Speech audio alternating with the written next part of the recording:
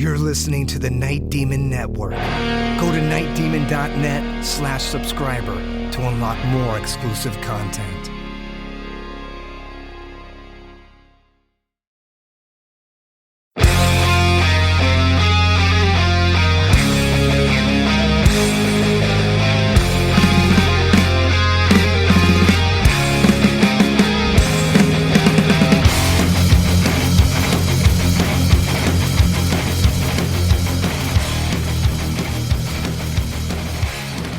Hello, and welcome to the Night Demon Heavy Metal Podcast.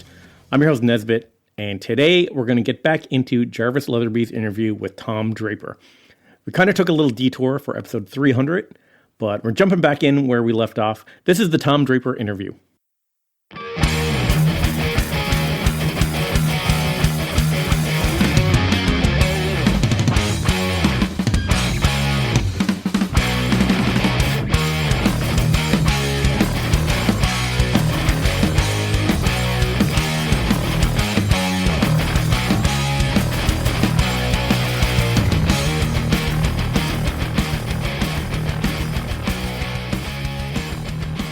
So you go to San Francisco, you're there. How long before you start? Well, okay, you're talking about Frost and Fire. Sorry, that's where we were. Yeah, so at Frost and Fire, I, through his wife, Camilla, who was a mutual friend of one of the guys in Primitai, I meet Matt Harvey. And we start talking. I think I'd also help my friend Emma, shout out Emma. She's been Emma. Yeah, we love Emma. Emma Edmonds. She's been like a radio DJ on Total Rock for years and years and years. And she went to an Exhumed and Napalm Death and Iron Reagan show at the old Oakland Metro to do interviews for her show. And she invited me along as a cameraman. I remember I was wearing my Angel Witch shirt and Harvey was like, "Hey, cool shirt, man." Yeah. I was like, yeah, I used to be an Angel Witch. He's like, "What?" So when I came to Frost and Fire, he was there and like we pre-gamed a little in their room. And Okay, so you had met him before that? Just once, Okay. yeah. And I'd been talking to Camilla and she was like, "Oh, Matt, you and Matt should talk. Like Matt loves all that like old New Wave of British heavy metal stuff and so do I." So we got talking at that thing, and that's where the seed was sown for us to start a band together. And Shout out to Camilla, by the way, for being the only person to get kicked out of the fest. She was kicked out of the fest. Oh, that was She was wild in those days. She had a skinful, yeah. So yeah, Harvey and I are talking. I'm having a few beers, and he's like, "Yeah, I got all these demos. I'll send you them." And he sends me a couple of demos, and I send him solos back like the same day once I'm back from Frost and Fire, and we start this band Pounder, which played at Frost and Fire 3, I believe. The one that was in the Ventura Theatre on the first 4. night. That was 4. No, 3. You're right, yeah, 3. Night Demon 3. played. Yeah, 3. Yeah, and we recorded a demo. We did a cassette demo, then we did an EP, like a 7-inch, and then we did ended up doing 3 full-length albums. We never did a lot of gigging. Like we played at a couple of one-off festival things. Obviously, Frost and Fire was a highlight. We did like a West Coast tour with Gygax. Shout out Gygax. The best band that just couldn't keep it together. Yeah.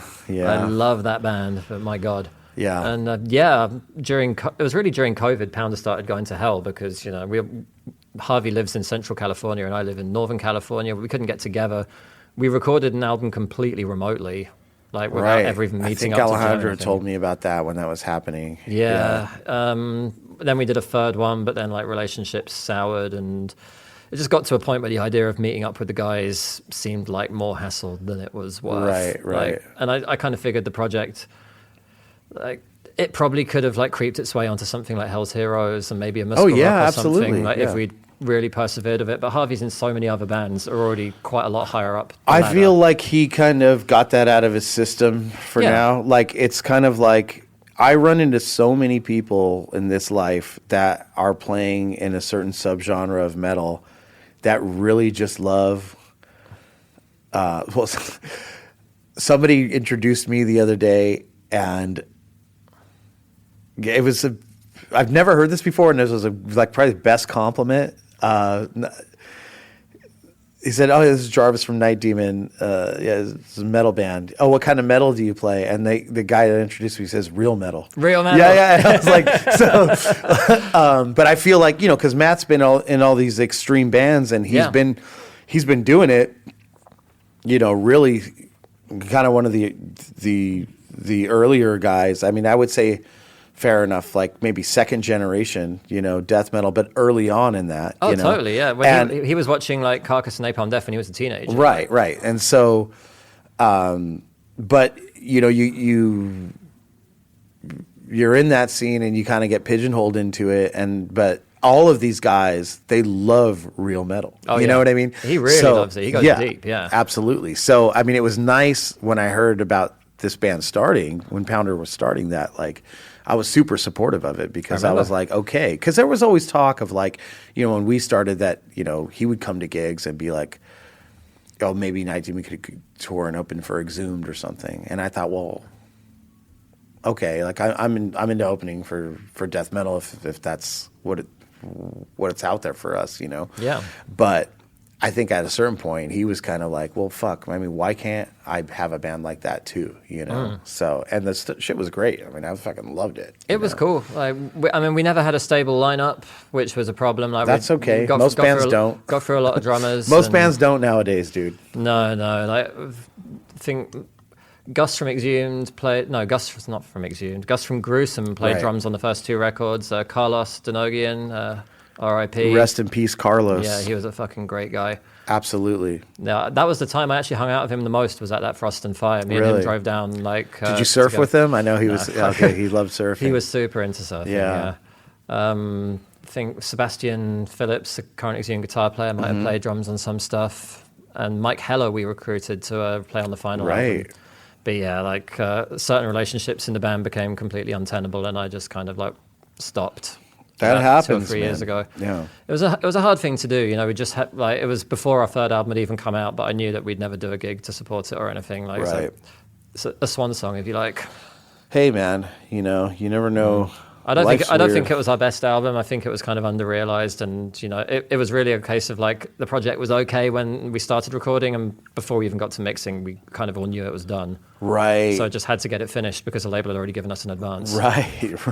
Business, right? Pretty much, yeah. I mean, it came out okay. Yeah, but again, like, it's good that it exists and that it's out there. You went that far with it, you know what I mean? It got printed on vinyl, and that's always exciting to me. It's like, like tearing off the shrink wrap the first time and thinking like, wow, like this is going to live in my collection next to like Portishead or something. Yeah. I love Portishead too. Yeah, by the totally. way. That concert they did, that they filmed in New York at the God, the venue's escaping me. Roseland Ballroom? Could be. Yeah, where they played on the floor. That's fucking amazing. Oh, I need to check that out. It's really good, yeah. But we kind of passed over Carcass a little bit, right? There's some crossover in time there, right? We're getting there. Okay, go for it. At the same time as Pounder, I was also in this band, Hands of Goro, which was with Adrian. It started off being which you still are. Still in that band, yeah. I think it's actually the band I've been in for the longest at this stage. That's funny, yeah. And Goro is the guy from Mortal Kombat, exactly. the main baddie, right? Yeah, he's like the sub-boss in the first game. Oh, he's the sub-boss. And he has 4 hands, right? So. 4 arms, yeah. Beats the shit out of people with all of them, yeah. Right. So the situation was, I was a Slough-Egg fan, and I went to a show they were doing. Adrian was at the merch, and I bought my Traveller t-shirt, as every good Slough-Egg fan does. Yep. And I just started saying to him, it's like, hey, by the way, if you ever need a guitar player, I've just moved here and I used to be an Angel Witch. He's like, used to be an Angel Witch? Wow. So I gave him my email address, didn't hear from him for a year. And then a year later, he's like, hey, Tom, like, do you still want to play guitar? I've got this gig booked in 2 weeks and I don't have a band yet or any songs. Are you in? I was like, yes. You know what just occurred to me? That gig that we did together at Muscle Rock in Sweden, 2014. Slough-Egg was on that show. Yeah. Okay. There's a beautiful full circle moment coming up. Okay. Okay. So that was it. Yeah. So we had like 2 rehearsals with a drummer, and Adrian had 2 songs kind of half written, and we somehow managed to knot together a 30-minute set, including a cover of Death Tone by Manowar. Great. And I think Adrian was like, yeah, let's all wear Mexican wrestling masks for the show. And I was like, yeah, let's do it. And I was the only one who did. Yeah, and these people afterwards like, you don't have to wear a mask. Your guitar playing is good enough. You can show your face. I'm like, that's not what this is about. Yeah. Like, he just fucking punked me. He just turned up in his Slough-Egg clothes. Oh, great. But yeah, carried on with that band for several years and started doing gigs, did a demo. And then right at the beginning of 2014, I got an email from Bill Steer going, so, like, Ben's no longer in Carcass. We have a show coming up in the US and we need someone who's able to work in the US. Wait, no. Tell me the year again. Beginning of 2018. Oh, 18. Okay. I thought you said 4, because we toured with them in 16. That's right, yeah. I think Ben did his last shows with Carcass in like at the end of 2017, maybe Tel Aviv or something. But yeah, he sent me this message, like, and I didn't really know what he was doing. I think my very first reply, I started typing out, it's like, sure, just let me know what the schedule will be like and how much work would be involved. And I started just talking to Sarah about it. She's like, first off, don't reply with that. That is a terrible reply. Like, just, like, do you actually want to do this? It's like, I don't know. Like, I don't really like the band, and I don't really listen to that kind of music. I have no idea, like, what it is at all. And she was like, well, don't reply right now, but, like, you know, I think that weekend, actually, I had a festival with Pounder in Southern California, and by then I'd learned that it is okay to drive. So she was like, why don't you just make a playlist of, like, everything you can find of Carcasses on Spotify. Sound advice, and, yeah. like, listen to it all and figure out if you like it enough to try and learn it. Because I was like, it's just going to be too difficult. I've seen them live. Have you ever heard Captive Bolt Pistol? It's impossible. She's like, just give it a try. Like, see what you think. And I remember listening to it and came out with a strong opinion that I really liked Swan Song, Heartwork, and Surgical Steel. And the other stuff, I just had no idea what was going on. Especially the earlier first stuff. Yeah, especially the first album. Yeah, To a I mean, certain the real extent, grindcore symphonies. stuff, right? Yeah, I was just like, this is just fucking noise. I'm never going to be able to transcribe this. Right. But by the end of that weekend, I decided, yeah, like, it would be stupid not to give this a try. Right. And so I think, I sent my travel details, and Jeff booked me a flight over to London 2 weeks later. So I had 2 weeks to go from I can't play any Carcass songs to being good enough to jam in a room with them and get a gig. So I put myself through intense boot camp training. How many, see, I like to know this because I'm like really into like productivity hacks and all this stuff. So like how much in 2 weeks, how much are you practicing? I was probably listening for about 5 or 6 hours a day and playing for 2 or 3 hours a day. Okay, interesting. So, because like, I mean, have you ever, you can't really play for 10 hours a day, right? Definitely not. It just fucks you up, right? Yeah, God, I get in trouble if I play for more than 1 or 2 hours unless I stretch a lot first these days. Like, really? It's taken a long time. All I to see learn on to social stretch it. media, it looks like you're just, that's all you do, man. Yeah, it's illusion. You know, I'm working most of the time. I'll pick up my guitar, make a video for 10 minutes. It's during incredible lunch, though, man, get because back to it. you're doing everything all over the map. It's great. Trying to. I don't know. It's impressive, man. Thank you. But yeah, the Carcass thing was really. I knew who they were. Like, I was actually more of an Arch Enemy fan. Like, I'd love Jeff to know that. Really? Look, I love Michael Amott's guitar playing a lot. I was a big Spiritual Beggars fan, and I love. His stuff in Carcass was great. Yeah, and that's the stuff I had to learn. So I was like, I got to do this right because, you know, he's gonna see it. Like, when it's like when this starts happening for real. And I taught myself about 15 or 16 songs, I think. I went through, went on setlist.fm and found out all the songs I've been doing live. I bet I could guess what those songs are, but... Yeah, it was an amazing set of songs. And, flew over. I had 2 days with Bill before the first jam with the band. Okay. And I had a full folder of tabs I'd written out and figured out myself. And you guys just went to the pub instead? We did go to the pub, yes. but we also we went through the songs enough for him to help me correct the tabs. It was just us with unplugged electric guitars in his flat. So how'd you get tabs? I made them myself. Okay, again, impressive. I tried downloading internet tabs. Do you sight read and shit? I can't sight read like actual proper musical notation, but but tabs. Yeah. Okay. Pretty much. So I play some gigs to charts that I've made sometimes if it's not important to look cool. Right. If I can get away with a music stand for like a cover gig or something. Yeah.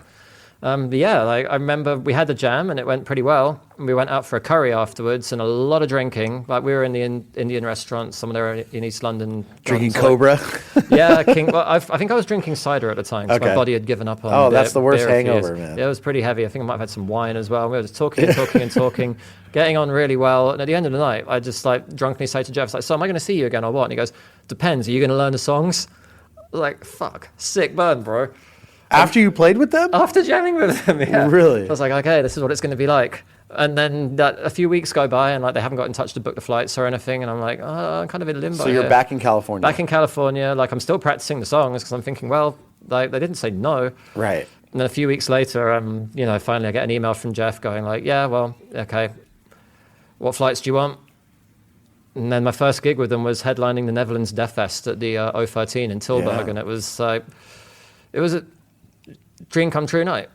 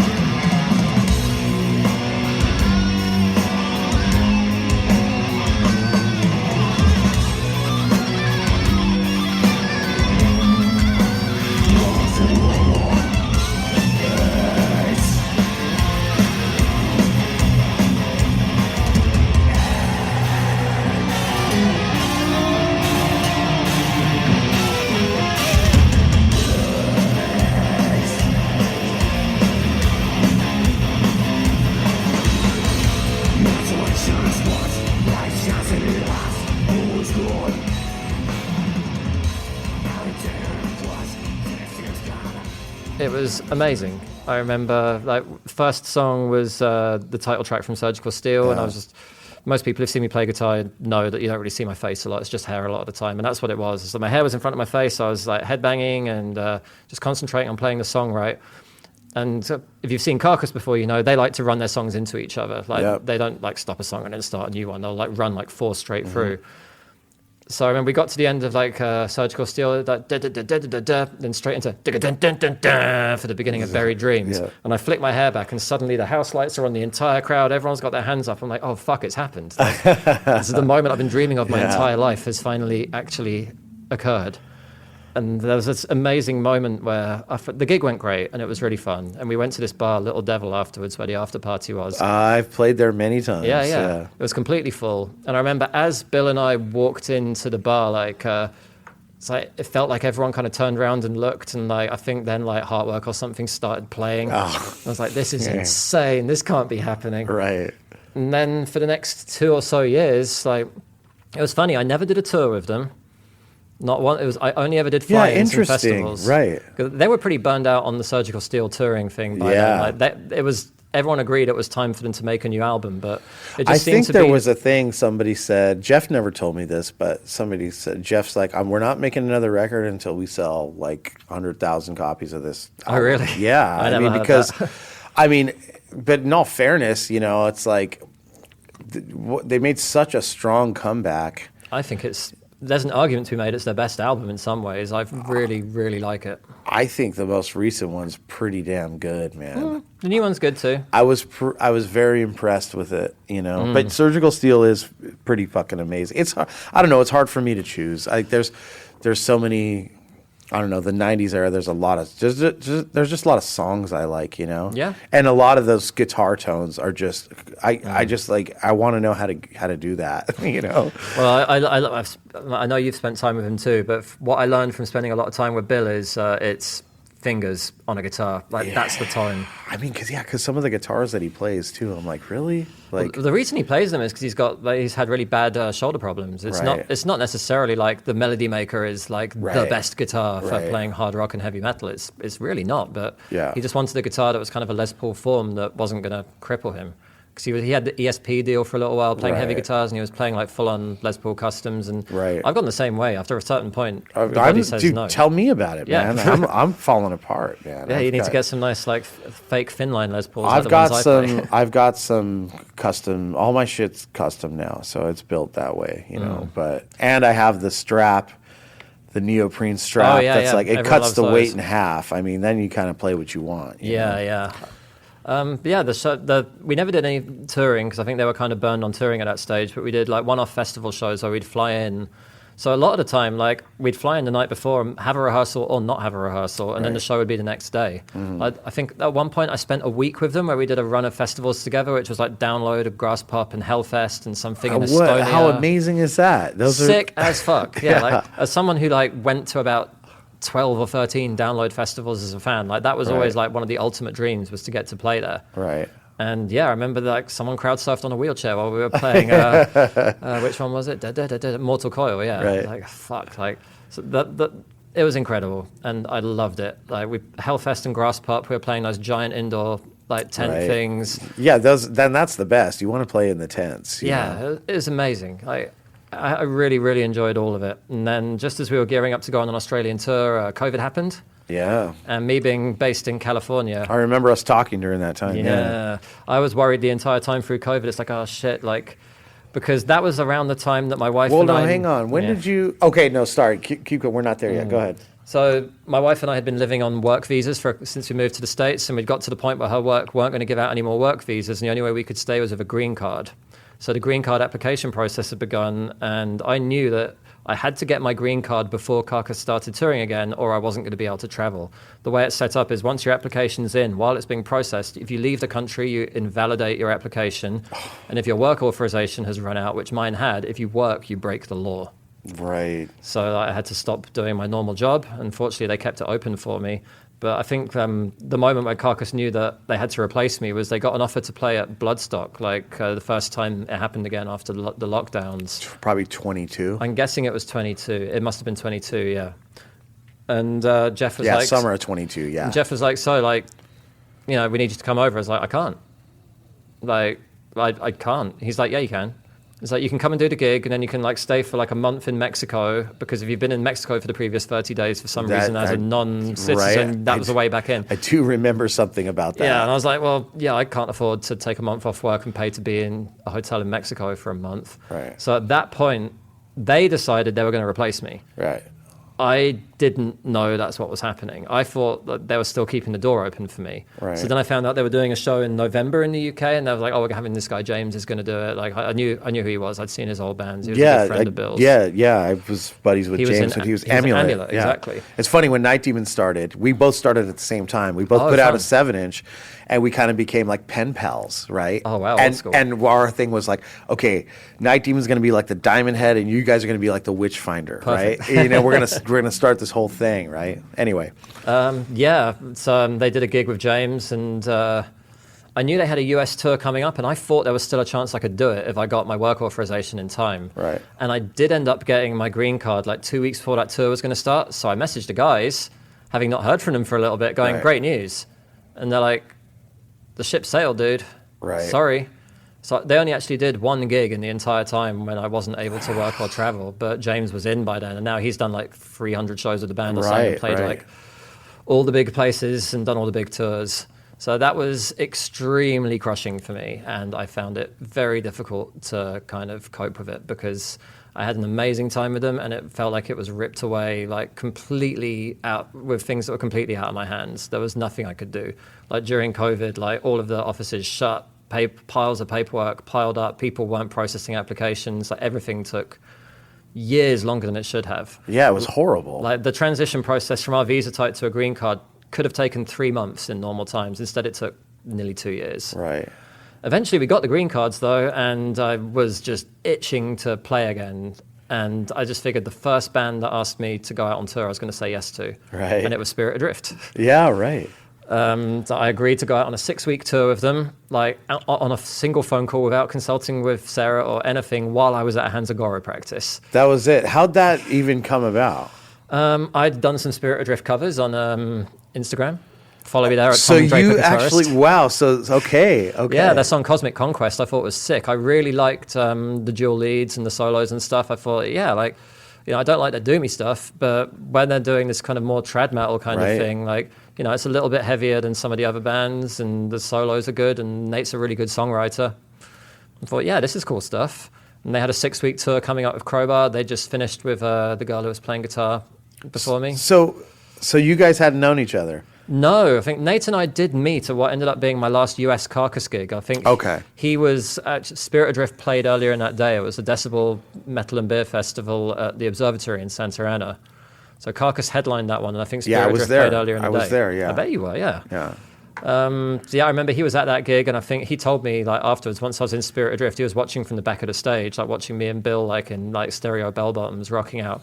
I think he said to his wife Nicole, is like, I need to get that guy in my band. Right. So he was pleased it worked out, and I had a great time with 6 weeks out with Crowbar, going all around the US. It was the first time I'd ever done a tour that long. First time. I love Crowbar. They are fucking sick. I just hung out with them in Belfast a couple weeks ago. Yeah, they're very good friends. Yeah, Tommy and Matt and Kirk. Yeah. And the whole different bass player now, isn't it? Because Shane's off doing the other gig. He's doing Acid Bath. Acid Bath, yeah. I see, yeah. Who I saw last weekend. Yeah. Oh, wow. Yeah. So yeah, that was really fun. We Nate had already got most of the next album written, so I did some solos on that, which was cool. That was Ghost at the Gallows. Right.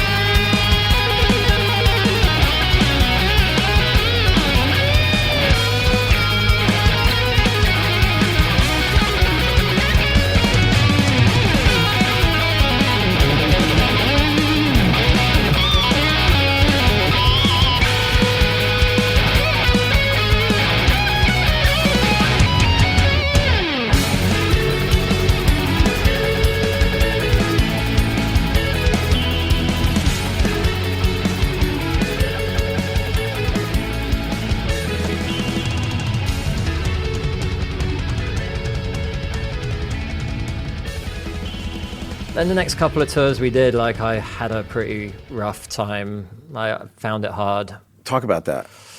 I don't know, like interpersonal stuff and, you know, just circumstances going wrong onto like lack of emotional maturity.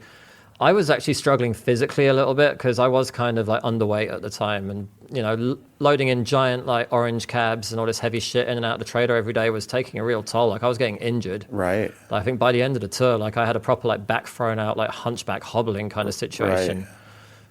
And yeah, like, I think we had a merch guy like bail on us like 3 shows into the tour, which kind of killed the mood pretty badly at some point. It's like, oh great, now we've got to like fucking pick up all this extra work as well. Was that the Midnight Tour? No, that was one with COC. How was that? I mean, was it awesome? Yeah, I mean, the full houses every night. The COC guys were really, really good to us. Yeah. The tour manager was awesome, Tim. We always liked talking to him. I was such a big fan of those guys. Yeah, like Woodrow was amazing. Like, we hung out with him a lot, and it was always fun listening to what music they were listening to. They always had, like, listening to like cool Johnny Winter live albums. Right, and stuff. right. But yeah, the houses were sick. Like, full every night, and, you know, they were very professional, and we had a good slot every night. There was this band called the Native Howl, who were like a thrash grass band. Yeah, I know those guys. Yeah, they were fun. They were nice. And so Spirit Adrift had the middle slot every night, like 45 minutes. It was, you know, in terms of playing in front of people, it was good. But it was always a bit of a thing with that band, is we could never kind of like, we never knew what the next right tour was going to be. Like, there was an agent who'd want to put us out with like Fit for an Autopsy or something, right. like kind of metalcore bands. Because, like, if you want to play to young people, that's where the crowd's going to be. If you want to play to their dads, you're going to play with bands like Corrosion of Conformity. Oh, so what? Yeah, I didn't care. I just wanted to play. Right. And by the time we got to the Midnight tour, like, things were a little more fractured, and like, you know, I had a couple of like kind of bust ups on the tour. And by the end of that, I was done. Like, I did not want to be in the band anymore. But we had a run of like playing at Download and Hellfest, like my second time there after going to Carcass. Stuff, right. And run of shows with Goro as well. So I did those, and we had a good time at those shows. Unsurprisingly, I mean, you're going to have a good time if you're playing at something like Hellfest. Right. And we got to see Iron Maiden there, and like, that was a good time. We did one more show, I think, which was Metal Injection did a festival at the House of Blues around September 2024, probably. And that ended up being my last show with the band. Like, I hung on for like 6 months, and like nothing was getting booked and nothing was happening. And eventually, like, I'd like made the mental list of pros and cons, and the cons list was too long. Sure. And I thought, like, I want to open myself up to other possibilities. Yeah, like, I don't of course. like just sitting around waiting for something to happen that I might not even enjoy. Of course. Yeah, there's nothing against the guys. They're all good guys. They work incredibly hard. They're nice people. They're good musicians. But just the chemistry was way off. And yeah, like, I think I was making them as miserable as they were making me miserable by the end. So yeah, I had to call up Nate and have a difficult conversation and say I didn't want to be in the band anymore. But yeah, he found someone else. They carried on. I think they're doing a show, their last ever show tonight, I believe, is what they said. Really? Because I was just thinking to myself, I can't even recall them doing anything after you were out of the band. I think they did one local show, maybe. Okay. So they're breaking up now. Yeah, that's what he said. They released a new single last week, and they said on Instagram that they're playing with Crowbar and I Hate God in San Antonio, and it's going to be their final show. When is that? Tonight. Let's go. We're close. Not that close. We're close, dude. Come on. What do we need to see Udo tonight? Yeah, man. Got to see Restless and Wild. Yeah, I've seen it enough. Yeah. I'm gonna stick here tonight. Okay. But yeah, I am too. So Spirit Adrift finished. That's it for this week, and we'll be finishing up this interview next week with the last installment. Check out nightdemon.net for all things Night Demon. Until next week, this is Nesbitt signing off.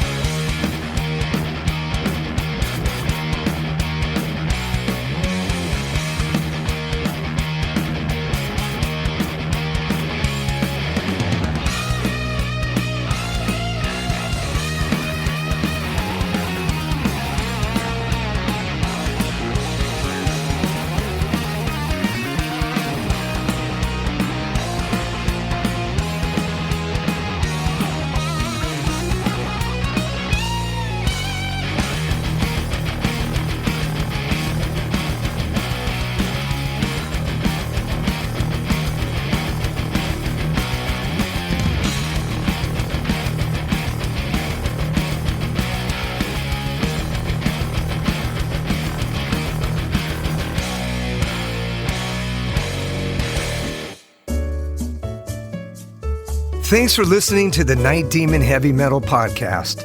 Head over to nightdemon.net, click on the subscriber tab, and sign up to access exclusive weekly bonus content. If you would like to donate to support the Night Demon Heavy Metal Podcast, you can do so through PayPal at paypal.me/nightdemonmetal. Additionally, if you have not already done so, please subscribe, like, rate, and review the show on iTunes or wherever you listen to podcasts.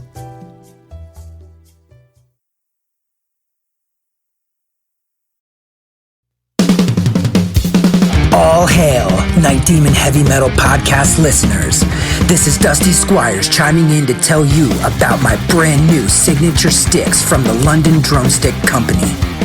I've dreamt of having my very own drumsticks ever since I was a wee lad, and LDC made that a possibility for me. Founded in 2016 in London, England, the birthplace of heavy metal, the London Drumstick Company has trailblazed a path through the music industry and taken the drummer world by storm. When I met them for the first time, they knew their product was going to withstand the beatings of a Night Demon show. They took the time to work with me on getting everything just right. The balance and weight of my sticks are the same no matter what, and the durability is bar none the best I've ever had. I know my sticks will last through the set night after night. I'm truly honored to work with a company that caters to their players the way LDC does. Their innovation and attention to detail is what separates them from the rest of the stick makers out there.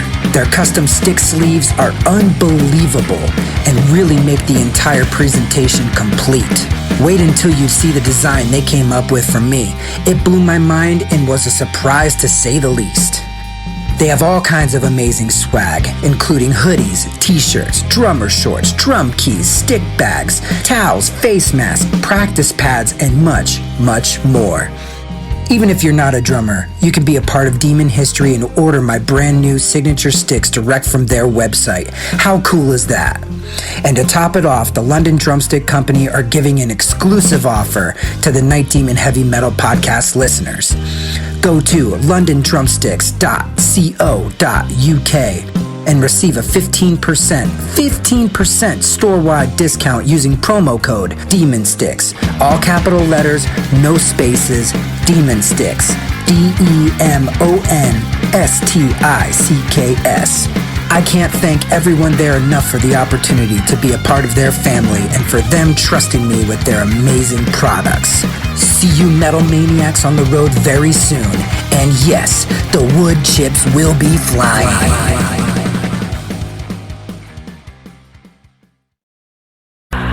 Greetings, boils and ghouls. This is your comrade, the Crypt Keeper here, reporting dead from the sanctuary of the strange.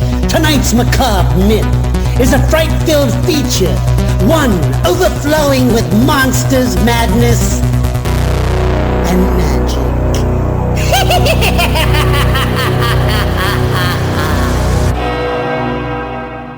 Visit our website at monstersmadnessandmagic.com to stay up to date on all the dark dealings within the sanctuary of the strange. Enjoy the show. Hey Metalheads, I'm Mark and I host the Metal Forge. Let me tell you about the show. The Metal Forge features the best underground metal from all over the world. We spend every week with a different artist with interviews, in-depth conversations, and most of all, the music. We also feature audience interactivity where you can submit your questions to the upcoming guests. New episodes are out every Friday at noon Eastern Time at metalforgeradio.com or wherever you listen to your podcasts.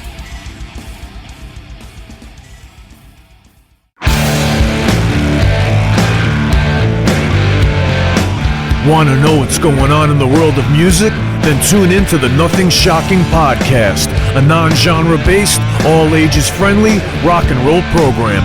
Join us weekly for interviews with all your favorite rock stars from the mainstream to the underground. You can find us at nothingshocking.libsyn.com or anywhere you download podcasts.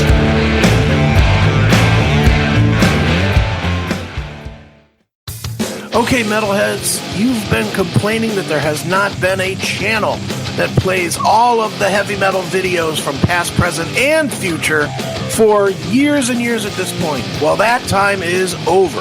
Heavy Metal Television is back. HeavyMetalTelevision.net is the website. Go there. You can see videos playing 24/7, 365, all the time. All the best from the old school, the new school, and everything in between. Check it out, HeavyMetalTelevision.net. It is where the metal is.